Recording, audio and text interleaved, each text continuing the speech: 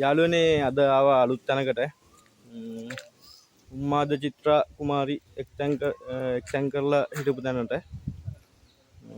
පණ්ඩුකාභය රජතුමා රජ කරේ පණ්ඩුවස් නුවර. බලමු අපි බුලත් පිටකුත් කාලේ ඉන්නේ. බලමු.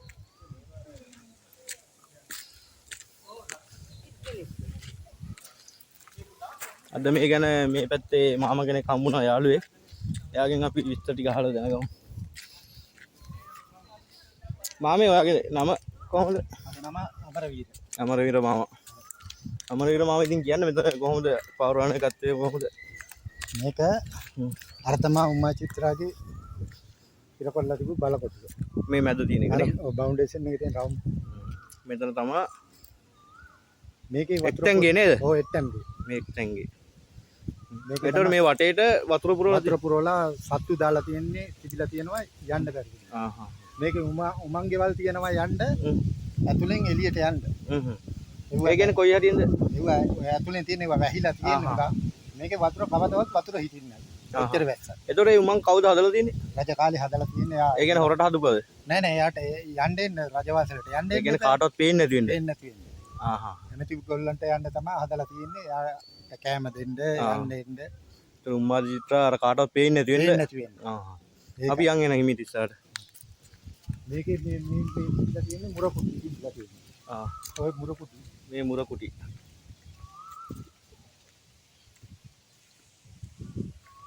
එතකොට මාවා මේ ඉතර ඉඳලා තියෙන මේකේ ගම් 14ක් තියෙනවා. ගම් 14. ගම් 14ක්. ඔව්.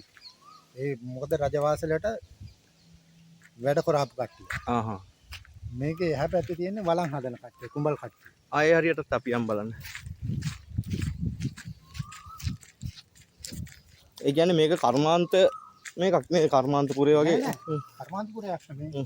රජවාසලට අවශ්‍ය බඩු ටික. කට්ටිය වැඩ කරන කට්ටිය පිටින් ගෙන්නේ නැහැ. ඒ කට්ටිය ළඟම ඉඳලා ආවතේව කරාගත්තු කට්ටිය තමයි.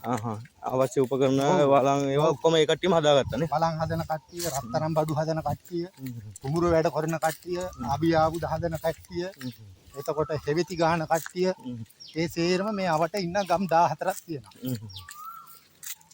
ඒ කියන්නේ අපේ මේ ඉතිහාසය ගත්තොත් එහෙම මේ ගොඩක් දියුණුයි නේද? ඔව් දැන් කම්මැලි වෙලා මිනිස්සු. දැන් මිනිස්සු කම්මැලි වෙලා. ඔය දැන් ඔය තියෙන කුඹල් ගම්මාන. එහා පැත්තේ තියෙන. කුඹල් කියන්නේ මැටි ආස්ත.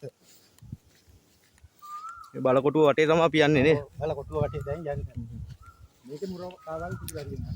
මේ මාම දන්න කාලේ ඉඳලම මේ විදියමද? ඔව් ඔව්. දන්න කාලේ ගම ඉස්සර කැලෑ තිබ්බේ. ඒ වුණාට දැන් මේ එදි කරලා පුරා විද්‍යාලයෙන් මේවා තේරුම් මෙම කරලා තියෙනවා. ඒ කුඹල් ගම්මාන තමයි ඔය නාටක. හරිම නිදහස් ස්ථානයක්. ඒ වුණාට ඉතින් චිත්‍රා කුමාරයට හිර ගියා. උමාද චිත්‍රානේ. උමා චිත්‍රා. මේ මොනවද මාම මේ ගහ? මේක කදුරු ගහ. මේ කදුරු ගහක් නේ? ඔව් කදුරු. ඔන්න කදුරු ගහක් ඈ.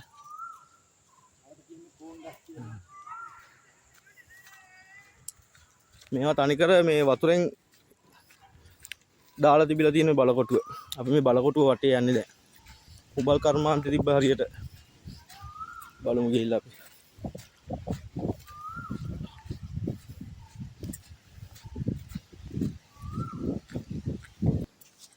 මේ මුර කුටියකට තමයි අපි ආවේ.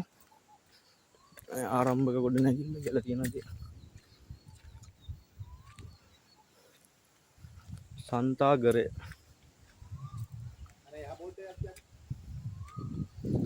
පිළිමගය. මං හිතන්නේ මේක බුදු මැදුරක් වෙන්න ඇති. සඳකඩ පහන.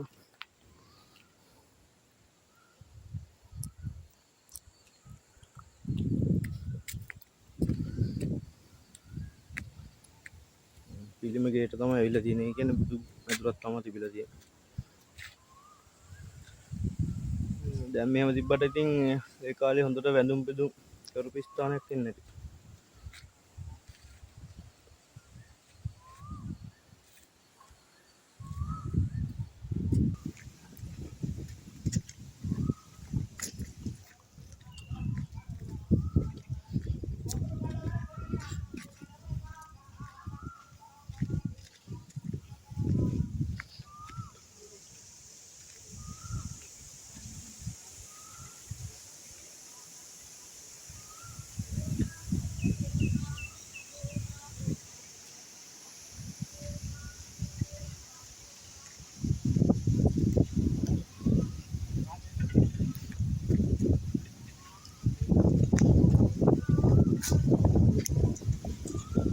ධාතු මන්දිරයට තමයි යන්නේ මේ.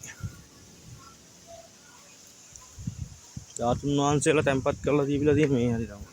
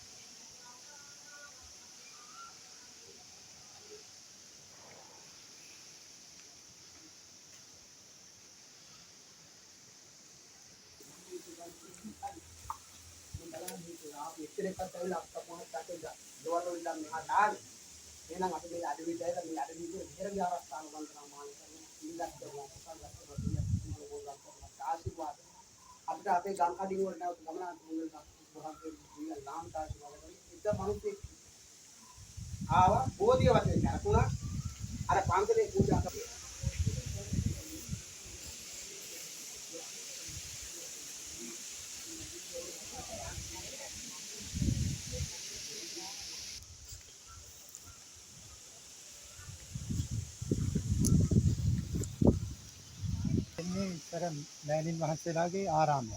ආ. තියෙන්නේ. මෙතන ඉඳන් තමයි ආරම්භක බෙහෙර විහාර වෙන පුඩා ගත්ත අර ඉස්සරහටම තියෙනවා. අපිට දැන් යනකොට හම්බෙනවනේ චෛත්‍ය තියෙන ගාන. මේක මුල් තැන. මේන් වහන්සේලා තමයි මෙතන වැඩ ඉඳලා තියෙන්නේ.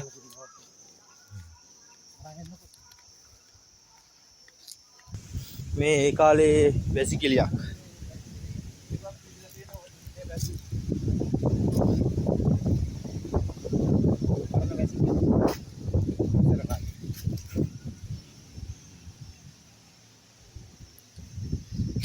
ගල් වලින් මේව කරලා තියෙන හදලා තියන්නේ මම ගඩ වලින් බැඳලා. මේකට උඩින් තව ලෑලි වගේ තියෙන්නේ නැති නේ.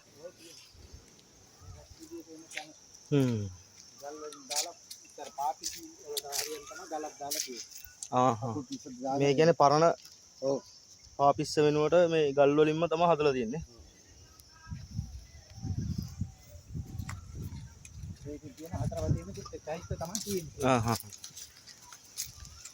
මේ මේනින් වහන්සේලා පාවිච්චි කරපු ඇසිකිලි වෙන්නේ නැති නේ. ඔව් දැන් ඉන්නවා. ඒකෙදිම තියෙන ඒවා තියෙන අපේ ඉස්සරහට යන්න.